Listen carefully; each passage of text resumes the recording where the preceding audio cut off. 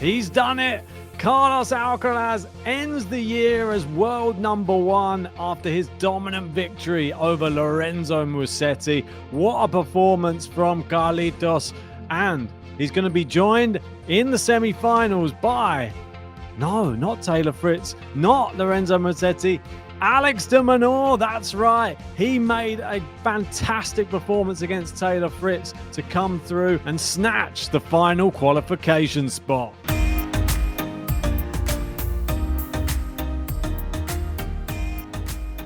That's right. And if you haven't done so yet, give us a like and subscribe.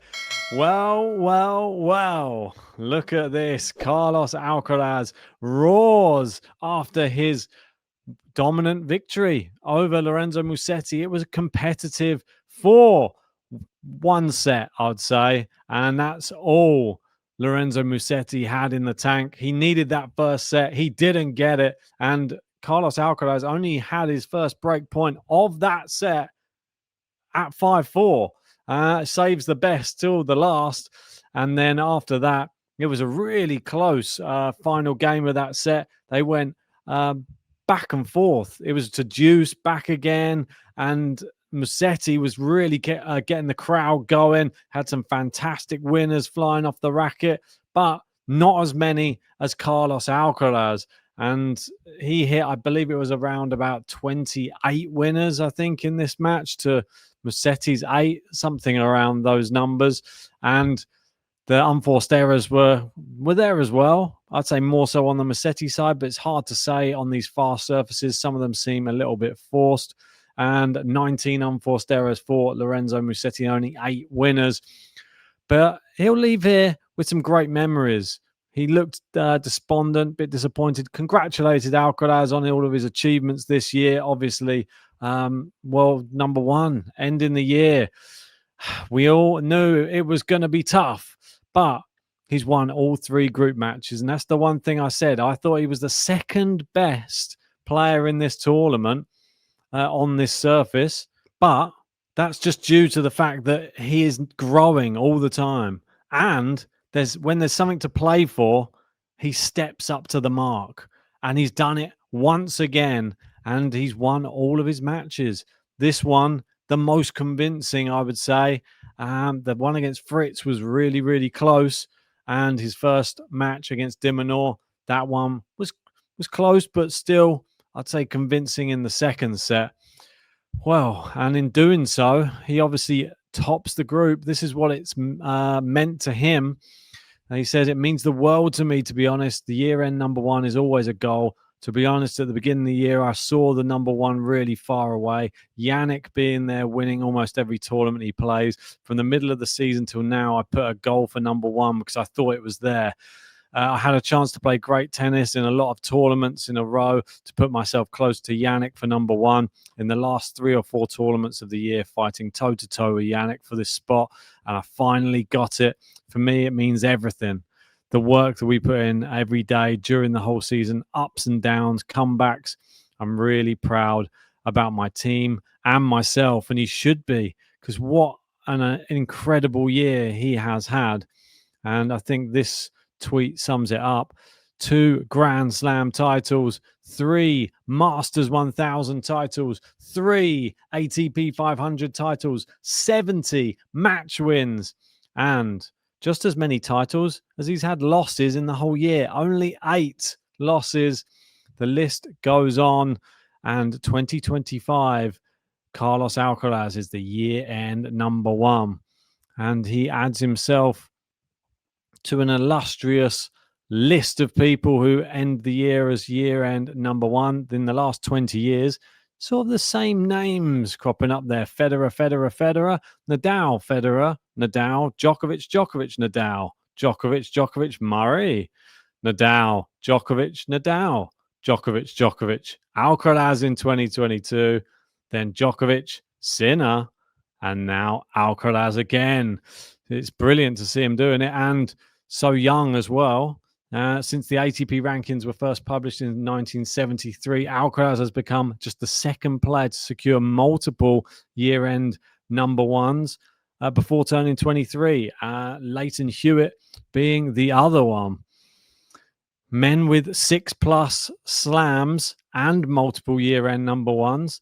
Well, this is the list. Jimmy Connors, Bjorn Borg, John McEnroe, Ivan Lendl, Stefan Edberg, Pete Sampras, Roger Federer, Rafael Nadal, Novak Djokovic, and throw in Carlos Alcaraz into that list. He deserves to be there.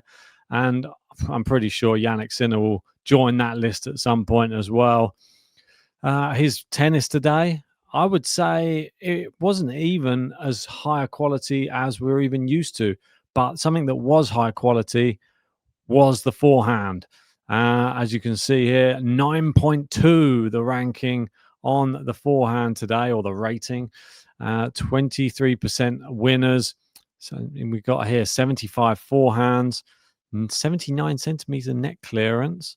What else have we got? 80 mile an hour average top spin speed, 17 winners. I mean, 3,180 RPM, 84% of forehands in. And the forehand shot quality, tour average is 7.4. So he's well above that, playing some fantastic tennis. And I'm really happy for him. I think that it's well deserved. Obviously, we know that there was the possibility Jannik Sinner could have got there. He's had a good year as well, but definitely Carlos Alcaraz, this is his year. 2025, he has had the more memorable moments, I would say, of the year, and the dramatic comebacks and the slams that he's won, I would say, are more memorable. It's definitely the Roland Garros one, and that alone will stick in my mind, I think, for decades to come. And in this group, it was crazy. This group, he was the one leading the way, and it looked like Taylor Fritz, all he needed was just that one more win. Just get that win over Alex De Minaur. Didn't even actually need the win. Could have just got a set. Didn't actually probably even need a set. Could have just had maybe 2 tie breaks and lost both of them and still might have actually gone through. But no, it doesn't work like that, does it? Because Alex De Minaur, he defeats him in straight sets, 7-6, 6-3. And by doing so, he ended up qualifying because Musetti lost in straight sets. And this was the final table. And you see how close it was. Look, I mean, he was 1 game better than Taylor Fritz. 37 games won, 39 lost. Taylor Fritz, 36 games won, 39 lost. Well done, Alex De Minaur. He played fantastically against Taylor Fritz today. So impressed by Alex De Minaur. Someone I really want to do well. Such a likable guy. Just always seems to fall short. And that's probably why he's written this on the camera at the end. Finally. Yeah. I think no one would be mad if Alex De Minaur became the player who joined Alcaraz and Sinner in like a big 3. That would, for me, be so interesting if he raised his level to that same level as them, or even close, because he's someone who can get around the court so quickly that if his shots improve and his serve improves and everything gets up to their level, he can go for days on a tennis court. He's so fast. He's got so much cardio. I'm just so happy for him. He didn't even realize, he was saying, he said after his loss, or he had 2 losses, he said it was one of the darkest times he's had in his career, which is really sad to hear. But then he didn't even realize he was even able to make it in to the semi-finals. So he said, I'm going to be Carlos's biggest fan tonight. That's for sure. He tells me in Spanish, apparently. Well, don't forget, Alex De Minaur speaks a lot of languages as well. I remember him speaking a bit of French as well. Very well versed. So well done to Alex De Minaur. I thought his performance against Fritz was good. I will say this about Taylor Fritz. I don't think he had his best performance, nowhere close, against Alex De Minaur today. Looked visibly frustrated constantly on the court. Couldn't seem to get it going.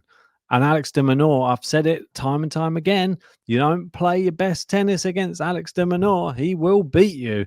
And sadly for Taylor Fritz, he got beaten in straight sets. And that was the worst possible result because it means he got eliminated from the tournament instantly after losing that one. And Alex De Minaur, well, he